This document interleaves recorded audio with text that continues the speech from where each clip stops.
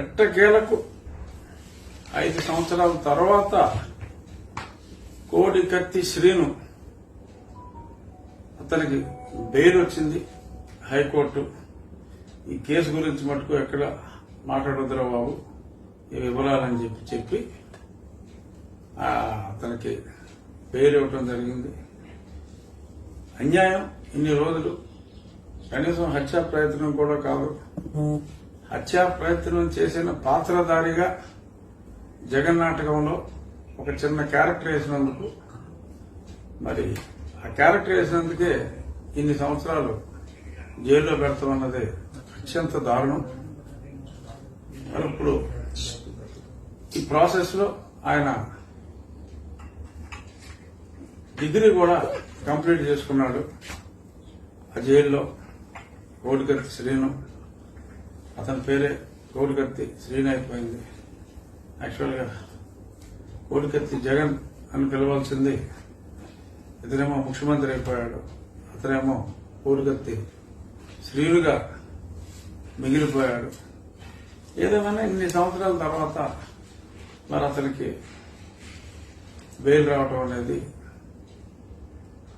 ఇంత లేట్ అవడం దురదృష్టం. కనీసం ఇప్పటికైనా మరి బెయిల్ రాకుండా ఎన్ని ప్రయత్నాలు చేయాలని చెప్పి ఒక ముఖ్యమంత్రి స్థాయి వ్యక్తి ఆపాలని చూసినా, కోర్టుకు రాకుండా సాగదీయాలని చూసినప్పటికీ కూడా న్యాయస్థానాల మీద ప్రజలకున్న గౌరవం మరింత ఇనుబడింపజేసే విధంగా అవతలవాడు ముఖ్యమంత్రి స్థాయి వాడైనా న్యాయాన్ని డిలే చేయగలరు కానీ న్యాయాన్ని డినై చేయలేరు అనే ఒక వాస్తవాన్ని ప్రజలకు ఇవాళ తెలియవచ్చింది. ఈరోజు ఉదయం ఒక పక్క ఢిల్లీలో కూడా మరి ఎస్సీ ఎస్టీ మైనారిటీ సంఘానికి సంబంధించిన నాయకులందరూ కూడా అక్కడ ఆంధ్రభవన్లో వారి తీవ్ర నిరసన వ్యక్తం చేస్తున్నారు. ఇదే సమయంలో మరి ఈరోజే ఈ తీర్పు కూడా రావటం చాలా సంతోషించదగ్గ అంశం. మరి కొన్ని బటర్ఫ్లై ఎఫెక్ట్ లాగా అన్ని అలా ఒకేసారి జరుగుతూ ఉంటాయి. మరి ఇది యాదృచ్ఛికమనే అనుకోవాలా లేక మరింకేమైనా? ఒక పక్క ఎన్డీఏలోని పాత మిత్రులందరినీ కలుపుకునే ప్రయత్నంలో నిన్న మొన్నటి దాకా దారుణంగా తెచ్చి మళ్ళీ నిన్ను నేను పిలిచి క్వశ్చనే లేదని, చచ్చా మళ్ళీ నీ దగ్గరికి వచ్చే ప్రశ్నే లేదని మాట్లాడుకున్న Nitish Kumar party and Bharatiya Janata party కూడా కలిసి ఒక అత్యద్భుతమైన భారతదేశాన్ని ప్రపంచంలోనే 3వ ఆర్థిక శక్తిగా చేయాలనే ఒక మంచి సంకల్పంతో మరి పాత ఎన్డీఏ మిత్రులందరూ కూడా ఒకటవుతున్నారు. అందులో భాగంగా మరి మొన్న చంద్రబాబు నాయుడు గారిని పిలవటం, మరి వారు నిన్న సాయంత్రం వారి చర్చలు ఫలవంతంగానే ముగిసినట్టుగా మనం వార్తలు చూస్తున్నాం. అంకెలు ఏమిటి అన్నది పక్కన పెడితే సూత్రప్రాయంగా దేశాన్ని బలోపేతం చేయడానికి, కలిసి పనిచేయడానికి సూత్రప్రాయంగా అంగీకరించినట్టుగా మనం అన్ని ఛానల్స్ లో చూస్తున్నాం. అదే సందర్భంగా మరి జగన్మోహన్ రెడ్డికి ఏదైతే ఏ చిన్న నాటకం అయితే జగన్మోహన్ రెడ్డి గెలుపుకి ఒక పెద్ద మలుపైందో, వామో నన్ను చంపాలని చూస్తున్నారు, నా మీద హత్యా ప్రయత్నం అని గుచ్చుకుందో లేదో తెలియని గాయానికి 9 కుట్లేసి మరి ఎన్నికల్లో దాన్ని పెద్ద ఆయుధంగా వాడుకుని అతను అన్ని స్థానాలు తెచ్చుకోగలిగాడు. ఇప్పుడు అతనికి బెయిల్ వచ్చింది. రేపు పొద్దున్న ఎంత కేసు గురించి మాట్లాడొద్దన్నా మరి అతని ప్రాణాలను కూడా జాగ్రత్తగా కాపాడుకోవాలి.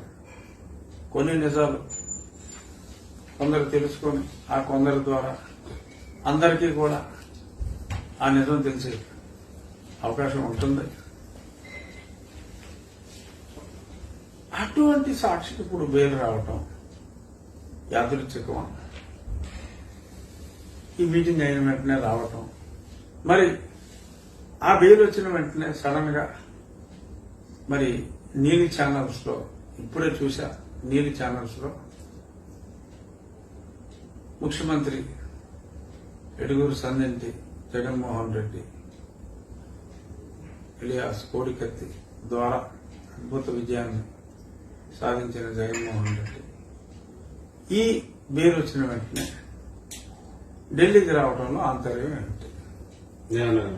లింక్ ఉంటుందంటారా కోడికత్తి బెయిల్కి దీనికి ఈ ఢిల్లీ పర్యటన? అంటే అదే క్షణంలో ఎలా జరిగిందని, అదే క్షణంలో ఇది ఇలా వచ్చింది, ఆయన ఇక్కడికి వస్తానంటున్నాడు.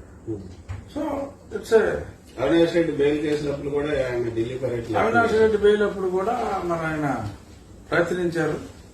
మామూలుగా అయితే బెయిల్ రద్దు అంటే ఇచ్చిన బెయిల్ ని ఆ పిటిషన్ ని రద్దు చేయడం పెద్ద శ్రమ ఏం కాదు.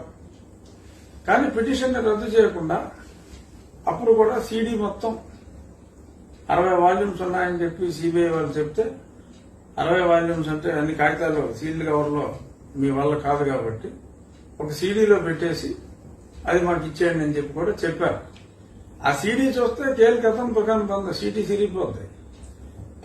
ఒరిజినల్ సీడీలో అంటే సీడీ అంటే కేస్ డైరీ, కేస్ డైరీలో హత్య జరిగిన రోజు తెల్లవారుజామున 3:30 గంటలకి ఏ కోటకి, హైదరాబాద్ లో ఉన్న ఏ కోటకి, ఏ నెంబర్ నుంచి ఏ నెంబర్కి ఫోన్ కాల్స్ ఎన్ని, ఎంత డ్యూరేషన్ మాట్లాడుకున్నారు, ఆ కాల్ వెళ్ళిన వెంటనే ఆ ఫోన్ నుంచి ఇంకే ఫోన్కి వెళ్ళింది, ఇటువంటివన్నీ ఉన్నాయి. కాబట్టి కేస్ డైరీలో స్పష్టంగా రాశారు. ఒకనొక సమయంలో కొన్ని పేర్లు కూడా పెట్టి తీసేశారు.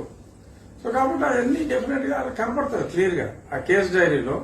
సో ఒకసారి ఆ కేస్ డైరీ అంటూ వాళ్ళు చదివిన తర్వాత ఆ బెయిల్ ఆటోమేటిక్ గా రద్దు అవుతుంది, అందులో క్వశ్చన్ లేదు. సో అది అలా పెండింగ్ లో ఉంది. On the face of it bail రద్దు పిటిషన్ కొట్టేయకుండా ఇది జరిగింది అంటే డెఫినెట్ గా సోడ్ ఈజ్ హ్యాంగింగ్, అది స్పష్టం. మరి ఇది ఇలా కావటం మనం